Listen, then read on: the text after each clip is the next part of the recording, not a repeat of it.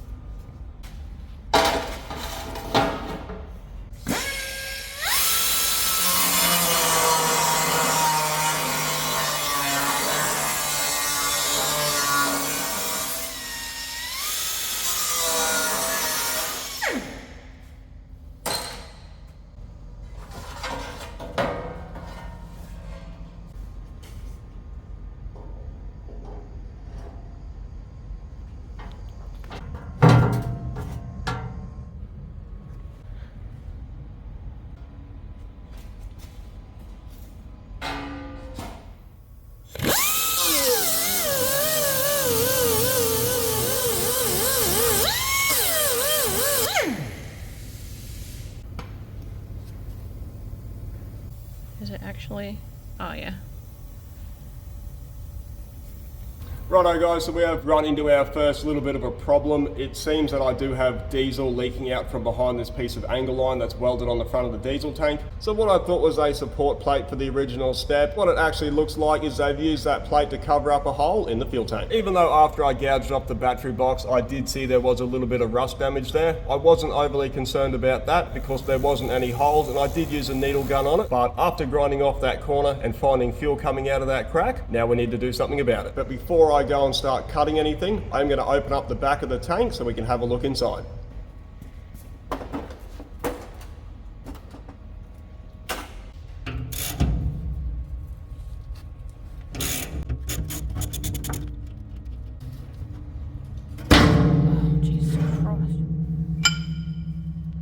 So after having a good look inside the tank, I can see there is a little bit of rust in there, and there's also a black substance in the corner which looks to be some kind of sealant, which further shows there is a leak there that someone has tried to fix. So because this is a fuel tank, I'm not going to do a patch job and just replace half of the front of the tank. I am going to cut the front out and the bottom and completely replace them, and the reason for that is joining two sheets end to end can be very difficult, and I can't get to the inside to make sure I get it completely sealed. So what that means is the battery box is on hold and we're going to get this tank repaired.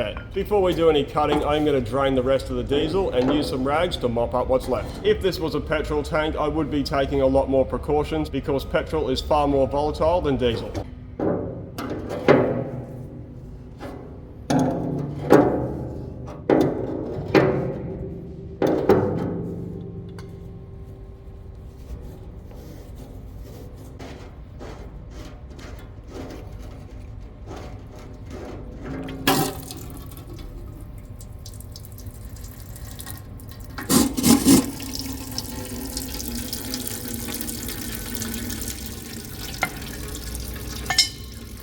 Bit of rust.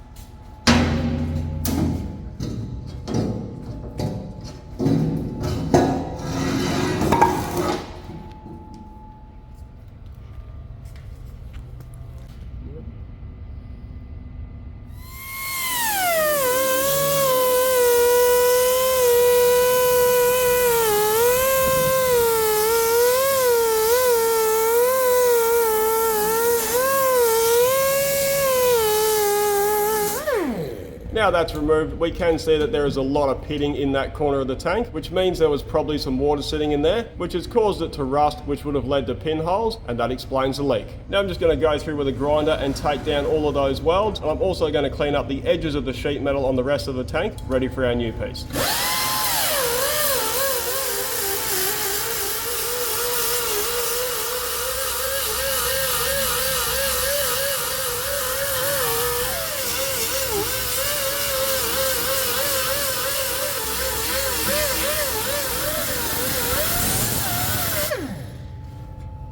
So I did cut a little bit deep here with the grinder. I'm not going to leave it like that, so I'm going to weld it up and grind it back smooth.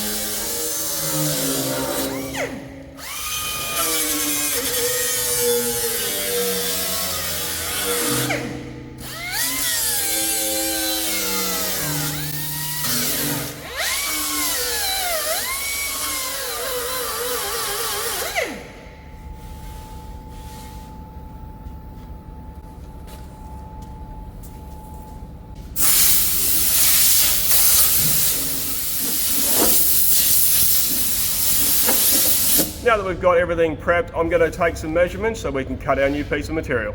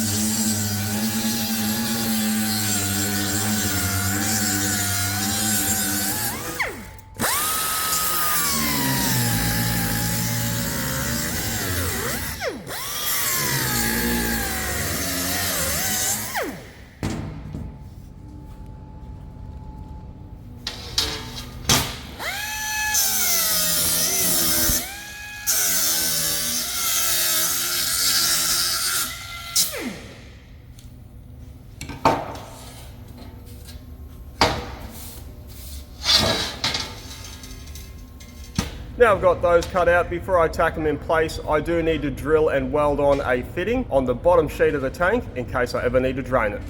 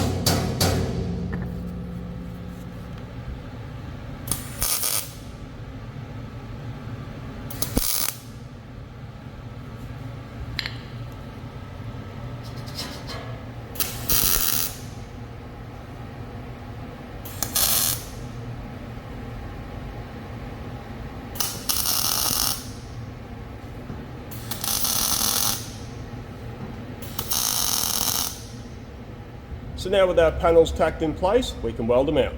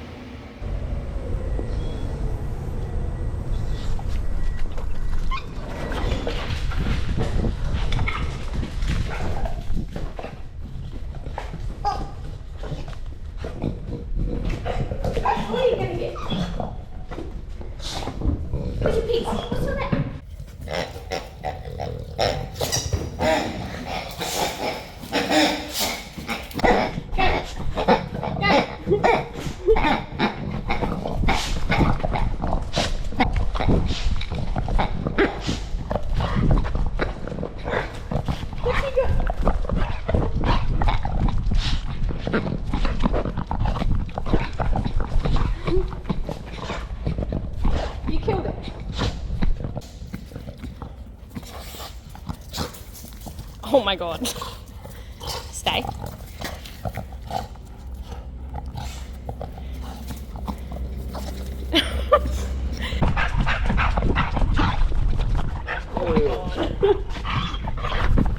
Yuck. Go.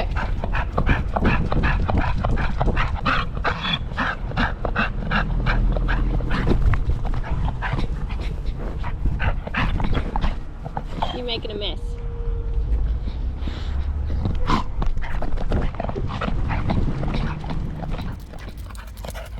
Now that that's cooled down enough, I'm just going to grind down those welds and then we're going to perform a leak test.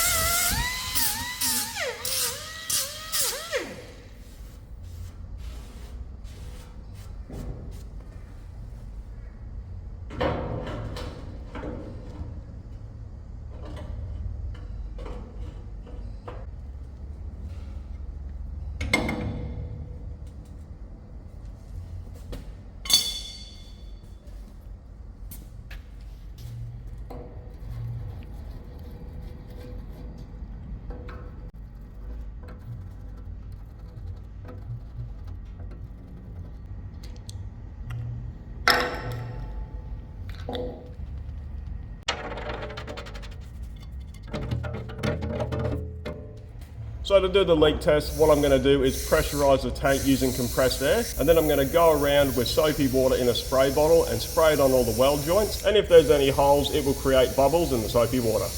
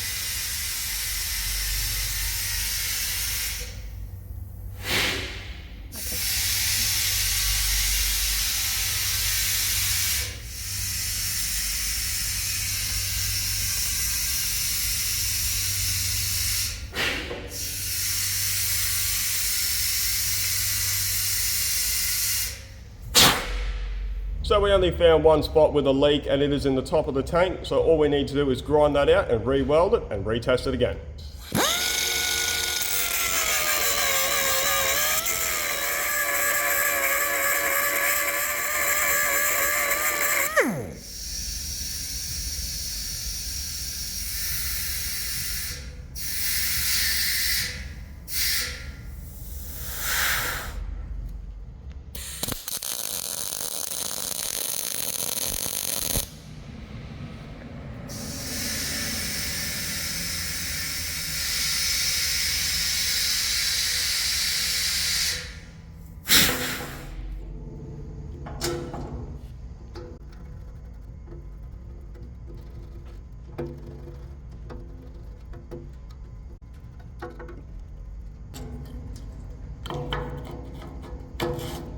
So now that we've repaired our fuel tank, now we can get back on to fitting our battery box.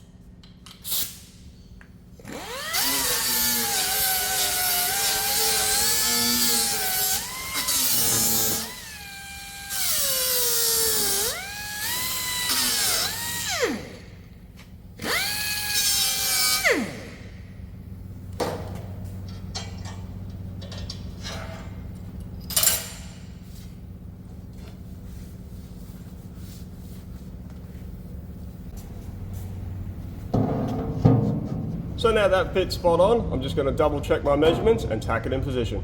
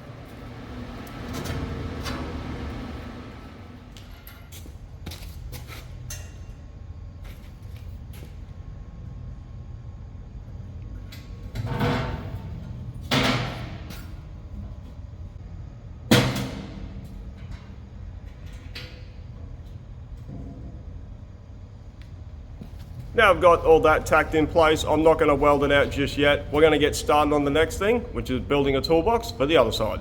So obviously I wanted to make the crane symmetrical on both sides. Rather than just sheet this in with a flat piece of material, we're going to put another toolbox here because you can never have enough storage.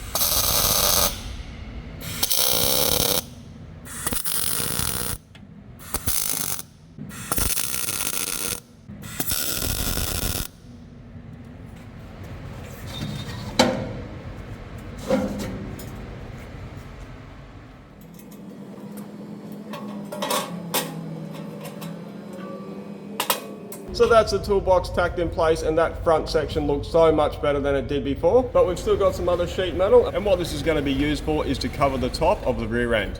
And the reason why I'm doing that is I don't like the look of tread plate, and it's one of those materials that once you do anything to it, like you grind it, you cannot make it look right ever again. And there is quite a lot of rust damage on the top deck from where parts were bolted down, and I can't make that look right by bogging it and then painting over the top. So rather than try and fix the tread plate, we're just going to cover it up. These sheets will be fully welded in position. Before we do that, we do need to prime them. So what we're going to do is test fit them to make sure they're going to fit correctly. But before that, I need to remove the hydraulic filter housing out of the way.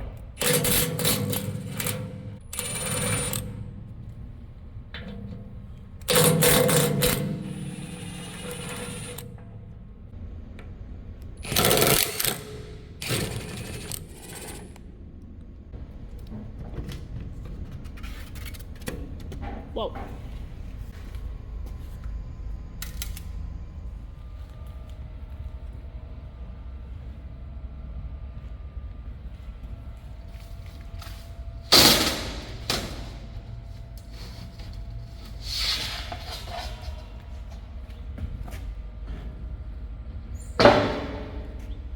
Careful. Oh my god.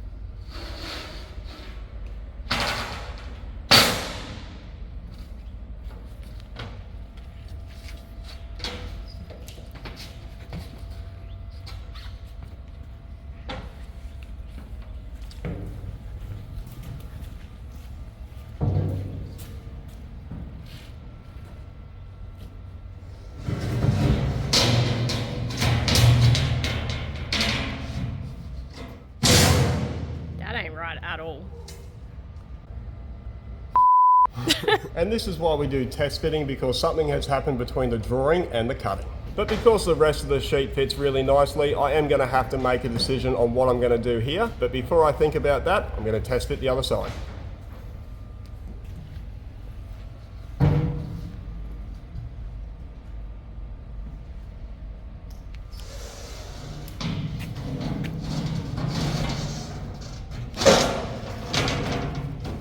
Aha, something's gone wrong.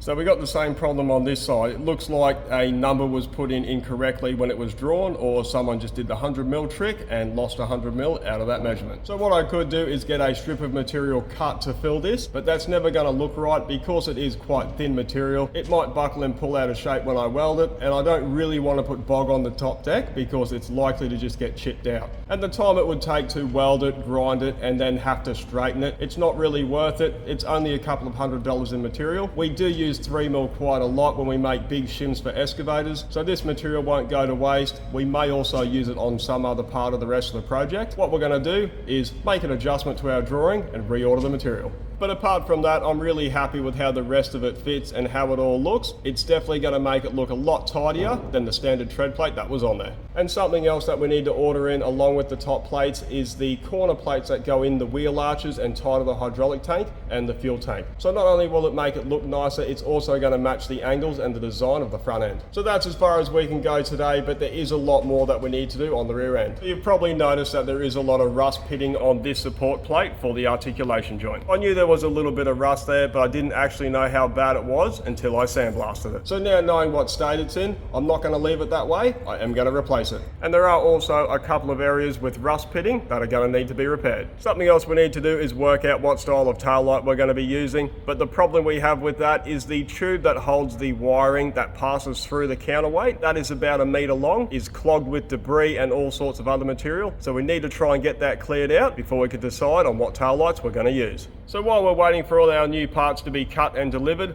what we're going to get onto next is test fitting our upgraded engine. But you'll have to stay tuned for that video. Thanks for watching. I wanted to make the crane. The crane. Crane. Bring me your crane. So knowing all that, wait. How far are we getting into that? What was after that? I don't even know where we left off. What I thought was a support plate for the existing step that existing? I gotta say, and it doesn't sound right in my head. Then it's probably not right. But before we can do that, there is a problem that we need to. But before we do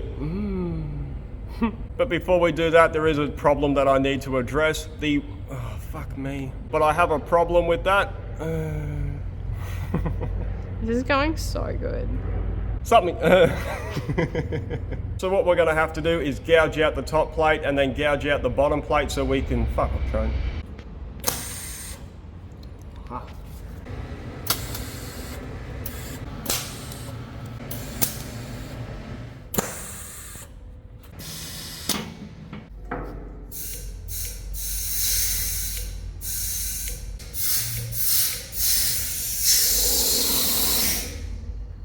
Where's it coming?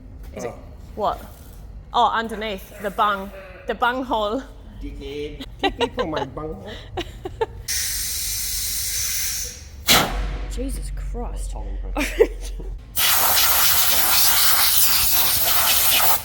So I really like earmuffs. I really prefer the low profile ones to fit under my helmet. But one morning I went to put a set on and there was a big huntsman inside the earmuff, and what happened was I put them on and he reached out and touched my ear. So now you double, triple check. Now I look in them.